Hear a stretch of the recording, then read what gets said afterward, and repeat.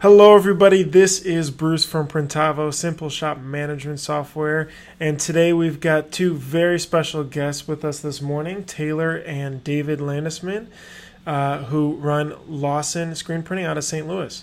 Hey, guys, welcome. Hi, Bruce. Hi, Bruce. It's good to be here. Yeah, thank you for joining us. So I wanted to bring these guys on. We met back in Dax, Chicago, earlier this year. And they've got a really interesting family-based business and a really cool story that's been around for a long time. So I figured a lot of others would like to hear this. So give us a little bit of a brief history about Lawson. I know you guys started back in 1949, but a quick synopsis of how everything started. Sure. Be happy to talk about our beginnings, our humble beginnings. My dad, Taylor's grandfather, started the company in 1949, as you mentioned, here in St. Louis, Missouri.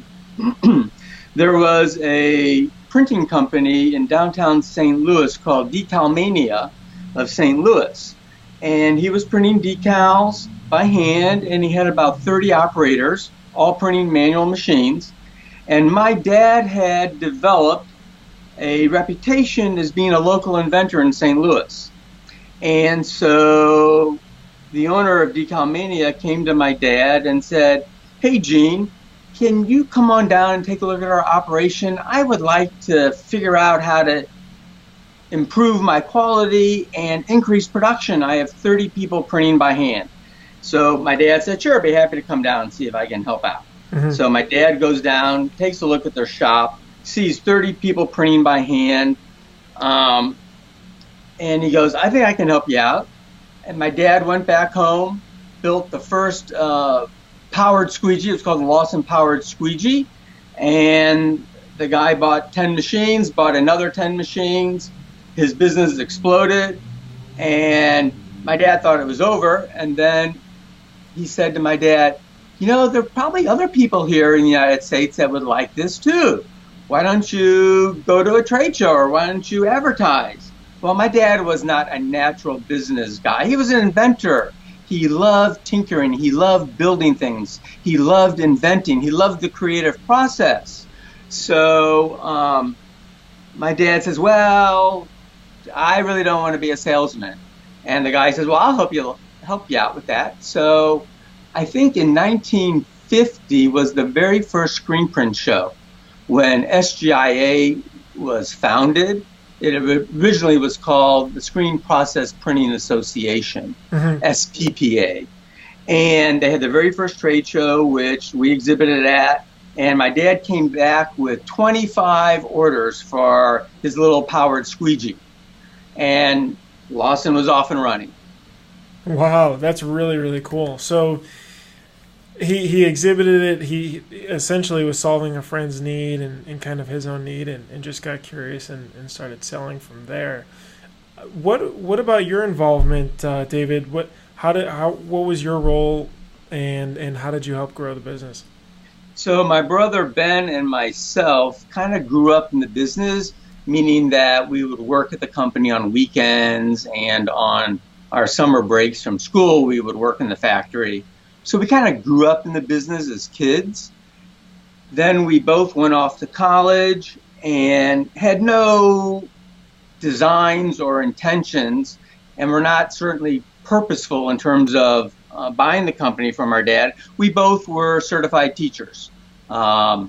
So we didn't intend on taking over Lawson, but that's what ended up happening. And in 1979, my brother and I bought Lawson from our dad.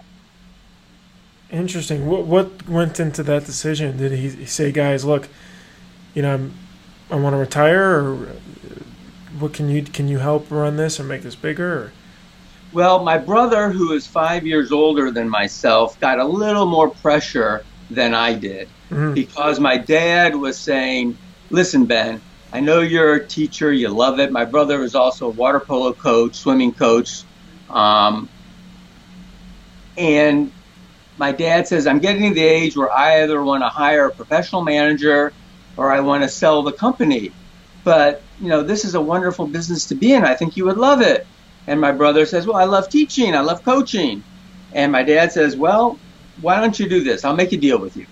Why don't you take a year sabbatical, take a year off, come to work here, and we'll make a deal. You can't quit, and I can't fire you. But after a year, if you decide you love what you do here at Lawson, you can quit your teaching job. You'll make a lot more money, and it's a completely different life than being a school teacher. And so my brother, in fact, did that. And what year was that? So that was like 1974, I think. Uh-huh. And so my brother did that, took a sabbatical from teaching, came into the business, and instantly made the business more profitable, more engaging with customers, more innovative, better at raw material supply chain management. Remember, my dad's not a natural business guy. He's an inventor. My dad started Lawson as a means of supporting his family. My dad's not a salesman. My dad's not a business guy. My dad is not motivated by money. Well, to be fair, my brother and I aren't motivated by money either. We're kind of more motivated by the service factor in life. But my brother landed up loving what he did. Interesting. So at that time, what would you say, you talked a few things that changed the business from, more of an engineer, inventor mindset into an actual business focused on sales and growth and customer service. And were there a few different tweaks that you said that really made huge changes? Well, so remember, there's a 5-year gap between when my brother joined the business, then when I joined the business, and my brother and I bought my dad out. Uh-huh. But I can tell you one of the first things my brother did when he became involved with the company was he took a look at the prices that my dad was selling machinery for and said, this is crazy low. This is like, we're hardly making any money. And remember my dad's motivation. He didn't need to make any money. He just needed to raise his family. So my brother said, this is crazy. We can't build the quality in that I know our customers want without raising the price. So the first thing my brother did was raise the price. Mm-hmm. And then he started on improving quality and other things. And so the company instantly became more profitable because we had a higher gross profit margin. Interesting. Now, do you guys remember if you said, okay, our competitors are charging way more, or is this completely independent of that? This is just said, we need to charge more. We offer much more value than what we're charging for. I would say it's more the latter than the former. I think most business people are aware of what their competition charges. But I know in our situation from a manufacturing perspective, we take a look at our bill of materials and our cost, and then we price it from there. We're aware of what our competitors charge, but we don't base our pricing on the competitors. Gotcha. Very cool. Yeah, that's a pretty neat history. And then, Taylor, where did you come in? So I came in, I had a similar path to David in that I, in the summers would always be working at Lawson in the factory. I think it was 7th, 8th grade was my first full-time summer here, before I would always sweep the floors on Saturdays, that kind of stuff. Mm-hmm. I graduated from university. I went to law school. I practiced law for about 5 years, and then I liked it. I didn't love it, and kind of started exploring other options about coming into Lawson, and eventually did, maybe about 2 or so years ago. Gotcha. Very cool.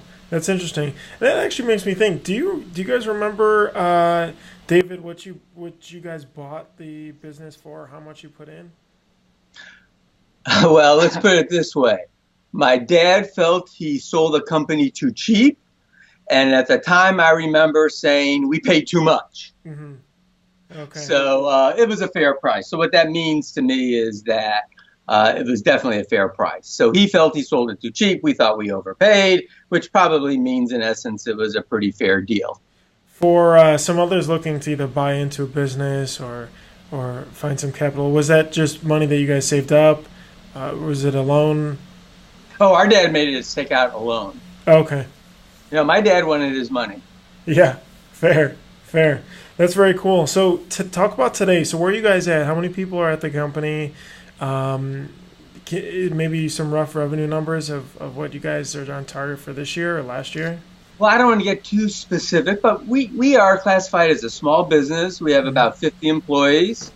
And from a sales perspective, when you take a look at these groupings of categories, we're well under $100 million in sales, which some people use as a small business definition. But we are relatively small, but we're probably from a manufacturing perspective, we're probably the second or third largest manufacturer in North America of screen printing related items. So we're kind of large within our industry, very small compared to the manufacturing industry in general. Have you guys focused on more of the local appeal, more Midwest type of sales, or there's still a lot of national, international sales? Well, we do a lot of that. Well, we have our headquarters, of course, is in St. Louis, Missouri. We have a large sales and distribution facility in Atlanta and Marietta, Georgia. And we've always had a very strong presence, not only in the Midwest, but also in the Southeast, Florida and Texas. But we actually sell nationally. We sell all over. We have a strong presence in California from a machinery standpoint. So we're really pretty much all over the United States. Internationally, our sales are not that much. Less than 10% of the business is international. Gotcha. Where do you guys look at now as far as growth? Is that more international? I've chatted with a few others. M&R is one example where they try to work with a lot of more international and Asian types of producers, and they sell a lot of machinery over there. Is that what you guys try to focus on now, or for more sales? We're focused currently still on the domestic market. The domestic market here is strong, it's still vibrant, and it's still growing. At the same time, we do realize that there's enormous growth potential overseas, especially for us focusing in Latin and South America and the Middle East, actually, not so much Asia. So I'm a little focused differently, but we do realize that there's tremendous growth opportunities in Latin and South America, as well as the Middle East, and that is something that we'll be addressing here in the near future. But growth also, it's very important, is driven by products and people and processes. So I call it the 3 Ps. We have to have great products with great people, with great practices and policies. That's what's going to fuel Lawson's growth as we move the company to the next level. Gotcha. Okay, very cool. And just talk to me about, Taylor, some challenges that you guys have today. What would you say is number one issue that you guys are working and very focused on? And Taylor, you're not allowed to say your number one issue is your uncle. I wouldn't say necessarily challenges. We're always evaluating the marketplace, trying to come out with new products, new exciting products that help move printers forward. Automation has been, a big drive for us, and for a lot of our customers are talking to us about that, how they want to automate screen developing, screen reclaiming, things like that. Don't forget direct-to-garment printing. That's huge, huge, huge. Get into that as well. So direct-to-garment is another industry that we've been actively involved in. We were at one point actually making our own direct-to-garment printers. Right now, we are Epson's largest DTG distributor in the world. So that's been, we've been involved in that since the infancy of that industry and continue to be involved in that. We manufacture pre-treat solution, pre-treat sprayers as well, conveyor dryers for direct-to-garment, and, and are involved in that industry and helping that grow. their product innovation. Got it. Very cool. So you guys are very connected with the industry, and especially with the customers, it sounds too.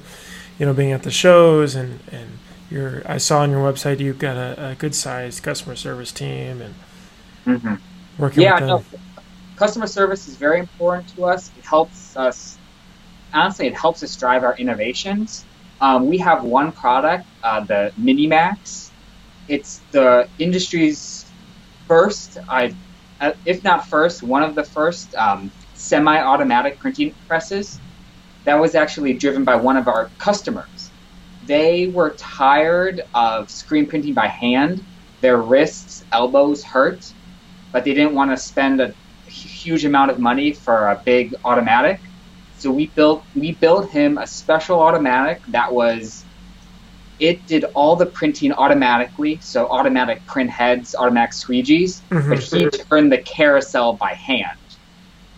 And he told us, he said, most of my business is 1 and 2 colors. So he said, I don't need a big machine. I want a small footprint, and I want it inexpensive. So we built him a 2-color, 4-station, semi-automatic for under $9,000. And it's been a super popular machine since then. Really? So it's kind of a bridge almost from people as they move from the manuals to automatics but aren't fully there yet and taking those types of jobs. Exactly. Or we see a lot of big shops are adding it because they print so much 1 or 2 color that, they don't want to tie up an 8 or 10 color automatic. There's just no need to. So they get this one to fill that niche. That's very cool. And that's neat that you guys took that feedback. How did that work? I mean, obviously changing or building a manufacturing process has a lot of costs into that you'd have to invest in it. Was he hammering you guys all the time and saying, hey, we need this? Or was it something that you said, well, let's just try it? Or Yeah, he brought it up. One of the benefits of being a small manufacturer, a small company, is that, we can take an idea and immediately run with it.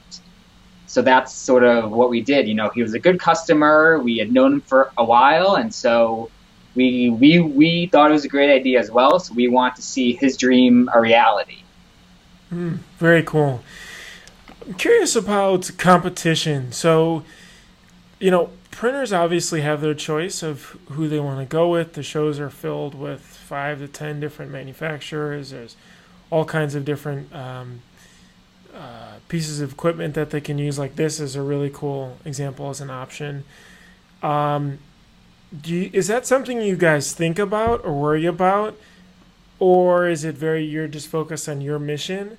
Talk to me about how you guys approach that and dealing with other players. Absolutely. So first of all, with us, the customer is always first. Everything that we do is focused on how it helps people, print better, work smarter, and learn more. To us, that is our mission statement, is that we want people and printers to be better printers and be better business owners and know what they're doing and succeed. We like growing with others. So, to that end, we always try to serve with sincerity and integrity. We always try to work with the sense of purpose. We act with a sense of urgency, which we find a lot of our customers, people call us and say, I have a problem, or I have, either supplies or equipment issue, and they don't want to sit around. They don't want to be contacted later. That's why we offer 24/7 support, both on print support, so meaning, my screen's not washing out, what do I do? Or, hey, my dryer's not heating up, can I get some help? A lot of printers we know work Friday nights, they work Saturdays, to get a job out the next day. And so if you're working, we're working.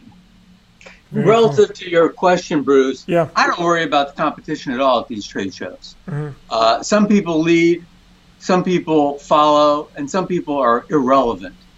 I don't pay attention to the competition. If we don't have unique and innovative products that the people want at a price that's affordable, then we don't have a business. Fortunately, we have a great business model. We've been around for 68 plus years. I don't worry about the competition. I don't want to be chasing someone else. I want to lead the pack. I don't want to follow the pack. Sure. I like that methodology. That's good. So you guys have been around for a while. Talk about, differences and changes in the economy. I mean, competition is one thing, but obviously there's different swings. How does that affect a business like yours over a 60-year, 70-year span? Mm-hmm. Well, let me jump in here. I guess, so for example, we're small enough where I'm not sure we feel the big impact of economic change in the country. We do feel some of it. So, for example, in the economic upheaval of October 2008, okay? Mm-hmm. So our sales were definitely affected then and the subsequent years because it was difficult for people to get loans for machinery. Mm-hmm. So there's no doubt there is some impact on a manufacturer such as Lawson. I don't think we feel the impact as much as somebody who's much larger and who exports more, and where dollar fluctuation and currency changes make a big difference. Mm-hmm. But, we're also small enough and we're very diverse in our product offerings. So we're not just focused on DTG or garment printing. We also manufacture graphic flatbed presses, mm-hmm. and UV dryers and industrial dryers. And supplies. And not to mention our whole distribution chain that we have in supplies. So if one segment of the industry is a little down, we're diverse in where I don't think we are substantially impacted. Got it. Interesting. And from there, too, when did you guys start doing, because you guys do like the training and classes, too. When did that begin? Oh, so that was one of the innovations that I brought to the company.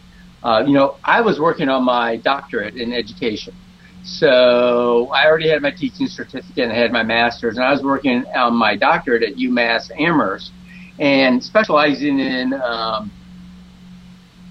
educational applications of computers. So this is 1977.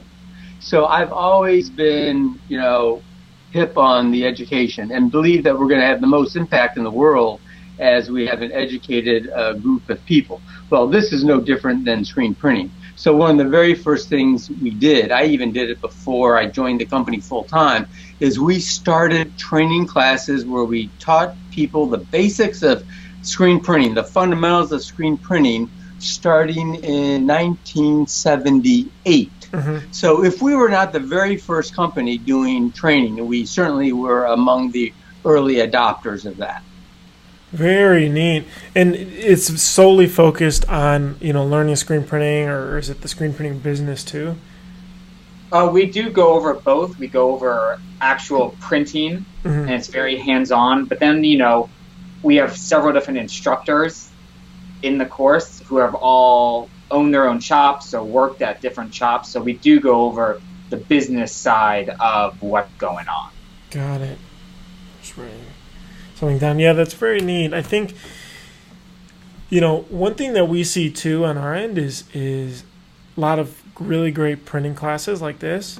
And we try to help on the business side too, because at least there's a lot of printers that come in that are awesome printers, but then they're like, well, how do I get to sales and, manage people and hire people? And that's kind of one thing we try to cover with the conference at Printivation this year, but very cool that you guys cover both as well. Hey, Bruce, I saw one thing on your website, which I was very impressed by. Yeah. That your software, you said that people adopt your software because it's simple. Mm-hmm. Yes. So our motto here is we make it simple. Yes. So Taylor likes to use the phrase engineered simplicity. So our two companies have a bond in that regard.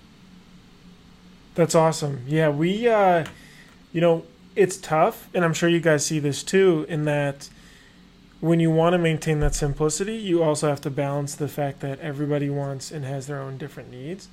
So, where do you grow? Where do you add? Where do you just say no and keep it the same? But of course, that's one of the difficulties, obviously, with creating your guys' vision too.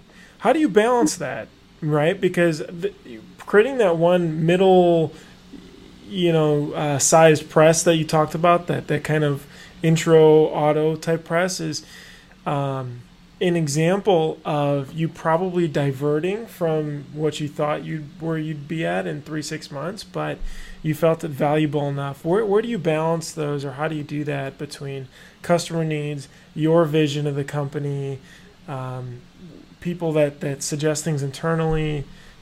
Do you guys whiteboard it all out, or what's the process?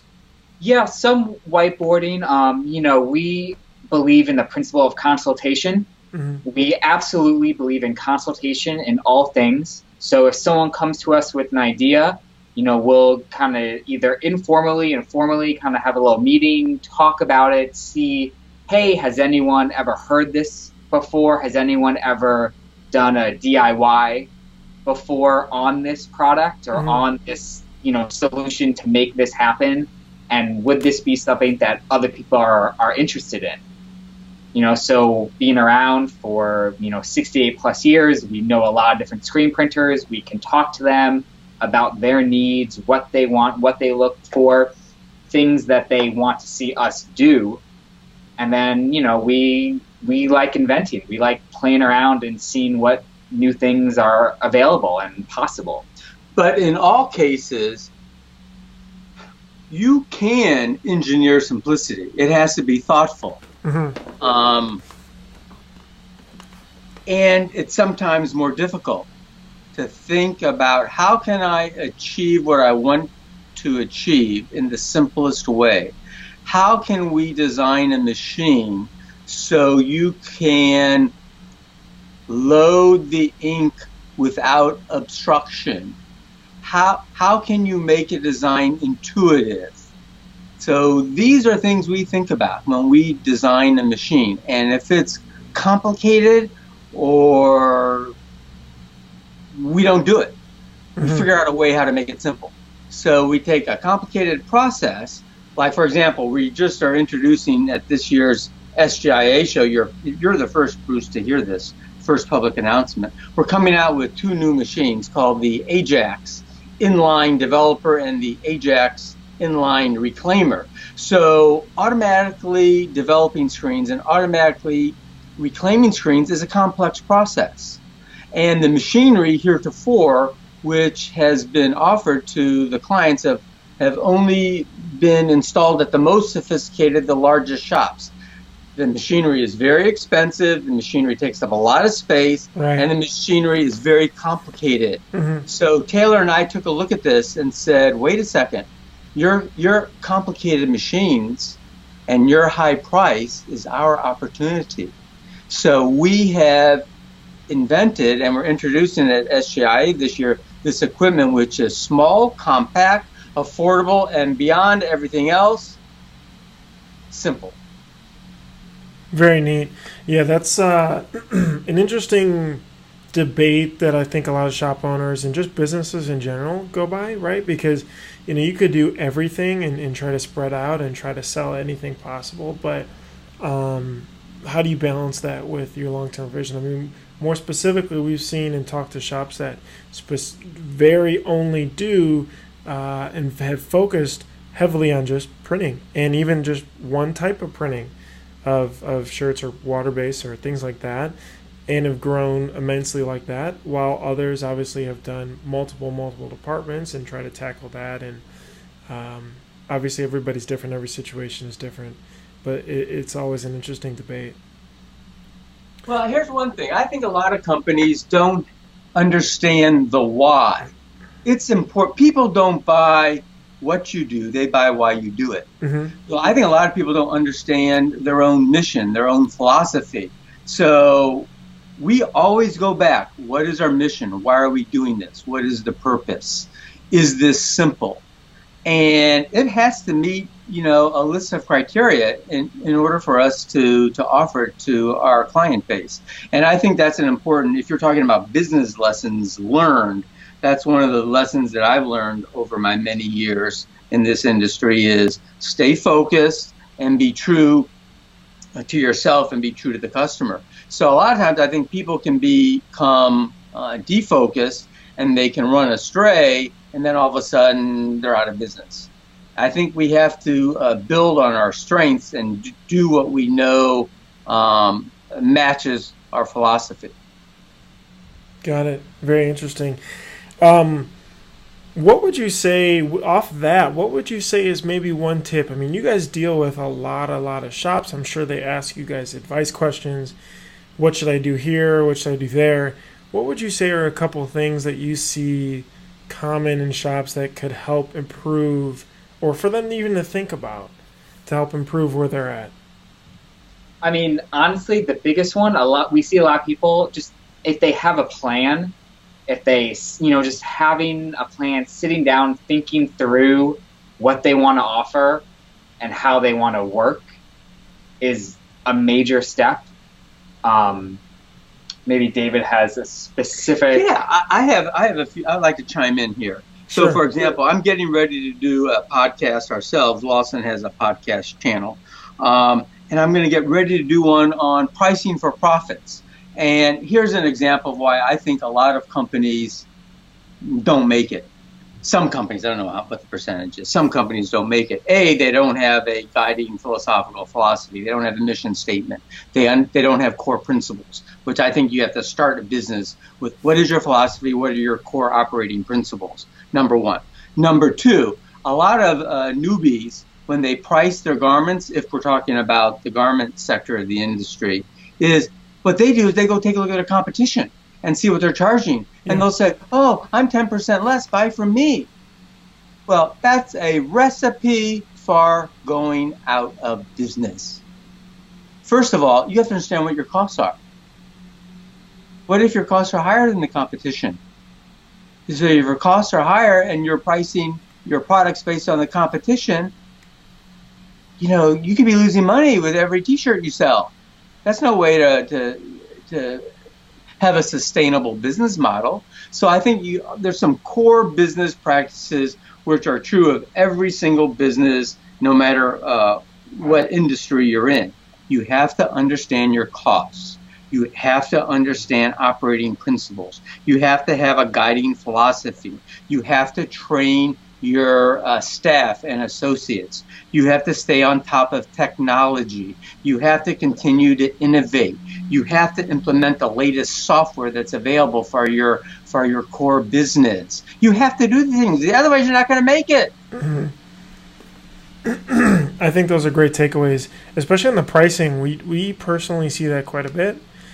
And it's not just a startup shop. I mean, it could be someone that's transitioning to the 5, 10 people, little middle to small sized business. But, we definitely tell them, you guys have to research your own costs, and competing based on price is more of a race to a bottom than it is, you trying to create a long-term business. Mm-hmm. So that's pretty neat. What do you think about the future of printing? Where do you think things are going? You guys just talked about direct-to-garment. You brought that up, being a huge wholesaler of Epson products. But where do you think the industry as a whole is going? I know some folks have been chatting about Amazon as they just rip through any type of industry that they like lately, or overseas, or anything. I mean, direct-to-garment definitely is growing. Issues with white ink, which kind of plagued it in its infancy, are going away. People are solving that issue. People are being able to scale up DTG printing, so they can, add it. It's not quite the same cost basis per garment piece as screen printing. It's getting there. No, it's nowhere close there, Taylor. DTG printing is much more expensive. So I think there's to be fair, DTG printing is already tremendously large. It's dropping, depends on your garment your run size, and certain factors. Yeah, no, DTG printing is here to stay, and it's a tremendous growth market. And at the same time, direct screen printing still remains a growth market. I'm not giving up on analog screen printing because it's tremendous, and it also has many different applications than DTG printing. There's nothing better from a quality perspective if you want to measure quality by color vibrancy, by range of color, by depth of color, by a longevity of print washability. There's nothing better than a properly done direct screen print. I think that these two technologies will continue to grow together. I don't think one is going to dominate another, and traditional screen printing is not going to go away, even as DTG printing dramatically increases. Got it. Yeah, I think that's fairly accurate, and that's what I see a lot of other companies are thinking about as well. But you're right. I mean, the quality isn't fully there yet, but it's definitely increasing and increasing quickly. Very cool. I think this is great. This was a lot of really good information. If you could, guys, tell me one, maybe either book that you're reading or some leader or inspirational person that you're following lately that some others could check out. Screen print wise, I mean, I like reading the FGIA blog. I like just kind of seeing what news in the industry on the screen print side. I mean, I'm a big reader on just personal. I'm not sure. You know. Yeah, even outside printing. I think some of the better ideas even come from outside the industry. I mean, I'm a big fan of nonfiction. I just read, there's a great book called The Man Without a Face, about the rise of Putin and his time in like West Germany and how he kind of rose from St. Petersburg on up. It's written by a Russian journalist, and it is a fantastic book. It was very enlightening. I'm sure David has many opinions. So, unlike Taylor, I don't read. I do. I read business books and I read self-improvement books. I'll give you one of my favorite classics from a management perspective. Is called Formula 2+2 by Doug and Dwight Allen. I recommend that book as a great management book for everyone. Formula 2+2. I'm also reading. I mean, there's a lot of books. The High Value Manager is a great book. Another great one that I've read is Let's Get Results, Not Excuses. Delivering Knock Your Socks Off Service. There are so many valuable business reads out there. The old classic by Ken Blanchard, The 1 Minute Manager. It's still relevant today. I mean, if somebody wants to take their business to the next level, they have to. Doing the same thing that you've always done is going to get you nowhere. Sure. You have to read, you have to improve, you have to implement new systems, you have to have the latest software, you have to think innovatively, and this is an ongoing, ever-improving process, continuous improvement. Awesome, guys. Well, I definitely appreciate the time this morning. If you guys do come back to Chicago, let us know. We'll have to grab lunch. Yeah, of course. You know, we'd definitely be there for the DAC show. We love the DAC show. Yeah. That was great. Well, thank you again. I appreciate the time. This is bye, Bruce. Taylor and David from Lawson Screen Printing. All right. Bye, Bruce. Bye.